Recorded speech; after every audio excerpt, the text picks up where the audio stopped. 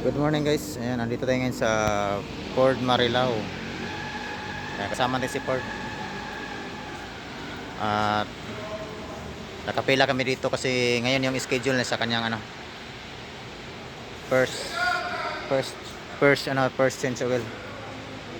Ayan, kasama natin si Ford ngayon. Dito tayo ngayon sa Ford Marilao, Bulacan.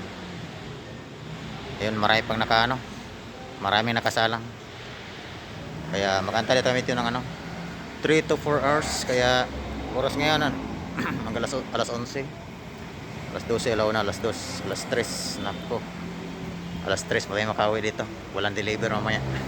Kasi 3 to 4 hours na pag-antay kasi maraming nauna din eh. Maraming nakasalang. Kaya antay mo tayo. Update ko kayo mamaya guys kung okay ba yung pag change oil kay Ford at saka paglagay ng cover sa upuan. Bye bye.